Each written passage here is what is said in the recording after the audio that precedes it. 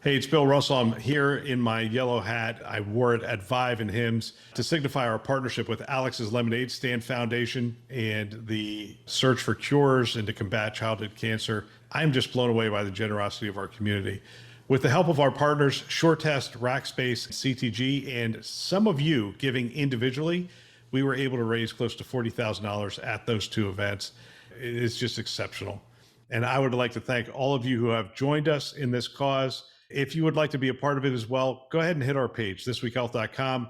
You can go to the top blue banner that is on our homepage and click on that to give today. Thank you again for being a part of this effort and this cause. Today in Health IT, we take a look at the JP Morgan Chase annual report for 2023.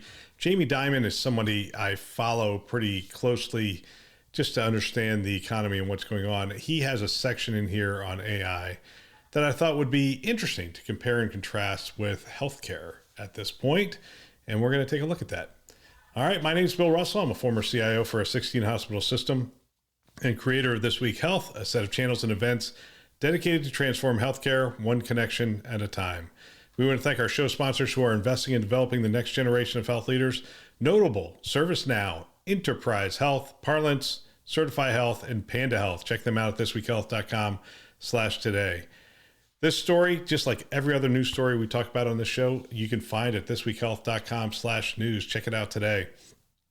All right, one last thing. Share this podcast with a friend or colleague. Use it as a foundation for daily or weekly discussions on the topics that are relevant to you and the industry. A form of mentoring. They can subscribe wherever you listen to podcasts. All right, here we go. This is straight out of the JP Morgan Chase annual report 2023. I'm going to read a fair amount of it because I believe it is relevant. So here we go. Each year I try to, this is Jamie Dimon speaking to the shareholders. Each year I try to update you on some of the most important issues facing our company. First and foremost may well be the impact of artificial intelligence. We do not know the full effect or the precise rate at which AI will change our business or how it will affect society at large. We are completely convinced the consequences will be extraordinary and possibly as transformational as some of the major technological innovations or inventions of the past several hundred years. Think the printing press, the steam engine, electricity, computing, and the internet, among others. All right, that's some pretty lofty company he's putting AI in. And the other thing is, I just want to point out, this is what it means to have a point of view. It's one thing to say, oh, artificial intelligence is important. This is flat out telling his company, this is my point of view. This is what we believe as an organization. All right, and I think that's important for any leader. Next section, the critical impact of artificial intelligence. Since the firm first started using AI over a decade ago, and it's first mentioned in my 2017 letter to shareholders, we have grown our AI organization materially. It now includes more than 2,000 AI machine learning experts and data scientists. We continue to attract some of the best and brightest in the space and have an exceptional firm-wide AI, ML, and research department with deep expertise. We have been actively using predictive AI and ML for years and now have over 400 use cases in production in areas such as marketing, fraud, and risk. And they are increasingly driving real business value across our businesses and functions.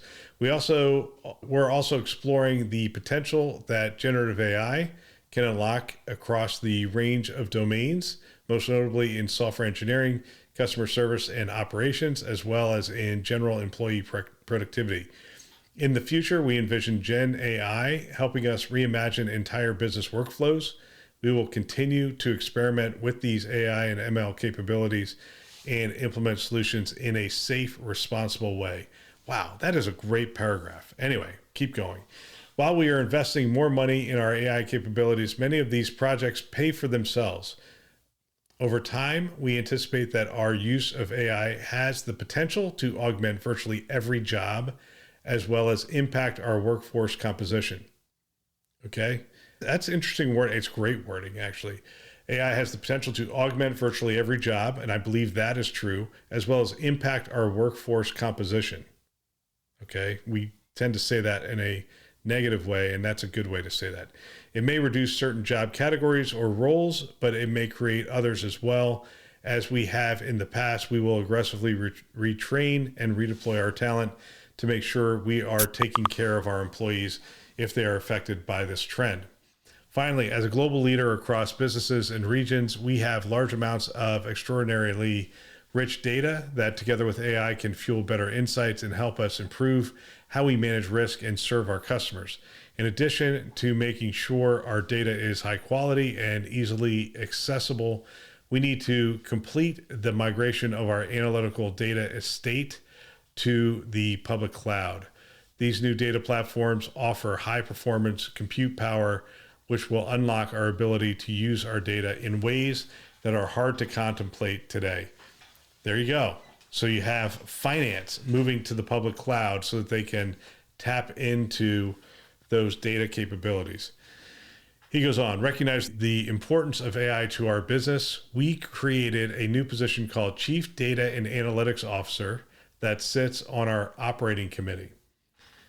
Elevating this new role to the operating committee level, reporting directly to Daniel Pinto and me, reflects how critical this function will be going forward and how seriously we expect AI to influence our business. This will embed data and analytics into our decision making at every level of the company. The primary focus is not just on the technical aspects of AI, but also on how all management can and should use it. Each of our lines of business has corresponding data and analytics roles so we can share best practices, develop reusable solutions that solve multiple business problems, and continuously learn and improve as the future of AI unfolds. Interesting. Chief Data and Analytics Officer at the operating committee level. We're talking about a Chief AI Officer, and should we even add that to healthcare?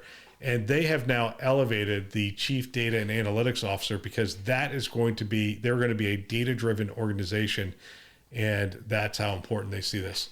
Last section I'm going to read here. Clearly, AI comes with many risks, which need to be rigorously managed. Sorry about that. We have a robust, well-established risk and control framework that helps us proactively stay in front of AI-related risks, particularly as the regulatory landscape evolves. And we will, of course, continue to work hard with our regulators, clients, and subject matter experts to make sure we maintain the highest ethical standards and are transparent in how AI helps us make decisions to counter bias, among other things. Let's see. You may already be aware that there are bad actors using AI to try to infiltrate company systems to steal money and intellectual property, or simply to cause disruption and damage. For our part, we incorporate AI into our tool set to counter these threats and proactively detect and mitigate these efforts. All right, that's about all I'm going to read. It goes on. Actually, the next whole section is our journey to the cloud, interestingly enough. And that in and of itself, I'll read through that a little later and determine whether that's worth a further conversation. But as I look at this, one is, I always come back to this. What is your point of view? Do you have a point of view? How cogent is your point of view? Is it well thought out? Is it researched? It's not only important to have a point of view, it's important to socialize that point of view and to have conversations within the leadership team and within people across the organization. Socialize it. Understand what the pushback is going to be. And that will help you to formulate your point of view in a deeper way. Figure out what research you still need to do, what questions still need to be answered before people are comfortable with it. Socialization is an important aspect of this. And this is exactly what Jamie Dimon's doing here. He's not only doing it in his overall organization, he's doing it amongst his shareholders. He's socializing these concepts. He will probably get emails from, actually, this probably went through the board and everybody else, but he will get emails and he will have conversations. He will get comments back on some of the things that he's talking about from shareholders, from board members, from employees, saying, hey, you missed a certain aspect of this, or you could have hit on this a little harder, or I don't understand where this is going with regard to investing or with regard to a certain part of our business. It will help him to formulate this moving forward. My guess is he's been talking about this since 2017. These are pretty well socialized ideas that we have here. So as we go on and we look at this, I just put a poll out on LinkedIn, and the reason I put it out there is I'm curious what people think. He's saying printing press, steam engine, electricity, computing, and internet are the things that we're saying are comparable to AI. And I agree with him. I agree that this has the ability to really transform how work is done in this world, quite frankly, not just in the United States, not just in healthcare, but across the world. I believe we will have robots that are artificially intelligent and able to, we're going to be able to converse with them in real time with natural language. And they're going to be able to learn new patterns and whatnot on their own. And that's the kind of thing that I don't think is next week or next year, but I think it is something that is down the road. I could go into this a little bit more. I'm actually running out of time. I probably will come back to parts of this later on, but I'm getting this whole idea of CIOs are telling me they have AI fatigue. They're tired of talking about it. And I understand that. I understand it because it is the buzzword. I can't think of a buzzword that had this much energy around it. Cloud computing would never have had this much energy because essentially everybody in your organization is saying, how can this be applied in my area? Or I'm using this in my area, or this other health system is doing this, or I read this article about this. I could see how that can get old.